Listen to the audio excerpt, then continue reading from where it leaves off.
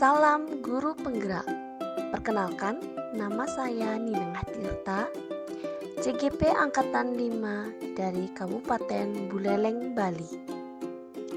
Pada video kali ini, saya akan menyampaikan terkait koneksi antar materi, yakni kesimpulan dan refleksi modul 1.1. Adapun pertanyaan pematik dalam membuat kesimpulan ini dan refleksi terhadap pemikiran-pemikiran Ki Hajar Dewantara antara lain sebagai berikut. 1. Apa yang Anda percaya tentang murid dan pembelajaran di kelas sebelum Anda mempelajari modul 1.1? 2. Apa yang berubah dari pemikiran atau perilaku Anda setelah mempelajari modul ini? 3. Apa yang dapat segera Anda terapkan lebih baik agar kelas Anda mencerminkan pemikiran Ki Hajar Dewantara? Untuk menjawab pertanyaan yang pertama tentang yang saya percaya tentang murid dan pembelajaran di kelas sebelum saya mempelajari modul 1.1 antara lain sebagai berikut. 1. Selama menjadi pendidik, saya sudah melaksanakan pembelajaran dengan baik dengan mentransfer ilmu sesuai dengan tuntutan kurikulum. 2. Saya sudah berhasil menjadi seorang pendidik karena murid selalu mendengarkan instruksi yang saya berikan.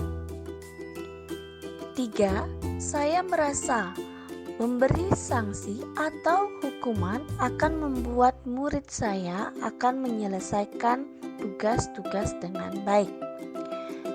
Dan yang keempat, saya selalu mendominasi pembelajaran di kelas sehingga murid saya jarang mendapatkan kesempatan atau ruang bebas untuk menyampaikan materi. Yang keempat, memberikan hukuman atau sanksi kepada murid yang tidak mengerjakan tugas bukanlah cara efektif untuk menyadarkan murid, karena seharusnya pendidik menghamba kepada anak. Jika terjadi seperti itu, misalkan siswa tidak mengumpulkan tugas tepat waktu yang seharusnya dilakukan, kita sebagai pendidik mendekati murid tersebut, menanyakan terkait kenapa tidak membuat tugas.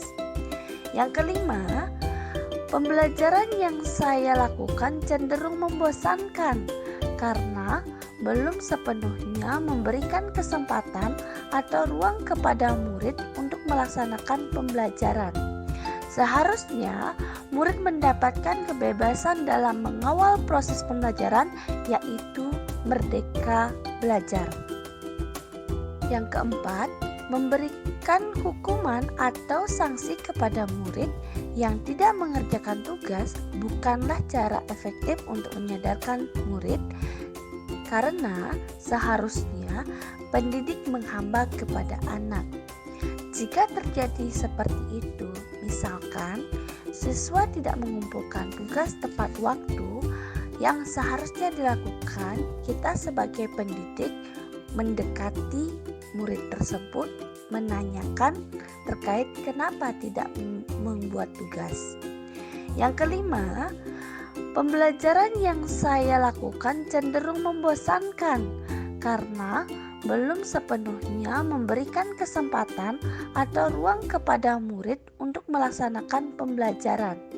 Seharusnya murid mendapatkan kebebasan dalam mengawal proses pembelajaran, yaitu merdeka belajar. Kesimpulan yang ketiga terkait yang dapat segera saya terapkan lebih baik agar kelas saya mencerminkan pemikiran Ki Hajar Dewantara antara lain. Pertama, membuat kesepakatan kelas dengan murid sebelum pembelajaran dilaksanakan agar pembelajaran sesuai dengan kebutuhan murid dengan menggunakan konsep AMONG. 2. Menuntun anak berdasarkan kodrat alam dan kodrat zamannya, yang artinya seorang pendidik dapat mengarahkan murid ke arah positif walaupun anak sudah memiliki karakter atau watak masing-masing. Selain itu, pendidikan diarahkan agar dapat menyesuaikan dengan kebutuhan masa kini. Yang ketiga, pembelajaran bisa dilakukan selaras dengan sosial kultural, yaitu ada di daerah asal untuk menebalkan laku anak. Dengan sosial budaya yang digali, kita bisa menerapkan di sekolah seperti khususnya di Bali, yaitu dengan konsep Trihite Karana. Keempat, melaksanakan refleksi terhadap kekurangan dan kelebihan pembelajaran dalam catatan, sehingga nantinya bisa melakukan perbaikan terkait kekurangan dalam proses pembelajaran. Yang kelima, menciptakan pembelajaran yang menyenangkan agar murid dapat termotivasi di sela-sela proses pembelajaran. Nah, demikian kesimpulan dan refleksi modul 1.1. Sampai jumpa di video selanjutnya. Salam sehat dan bahagia. Salam guru penggerak. Terima kasih.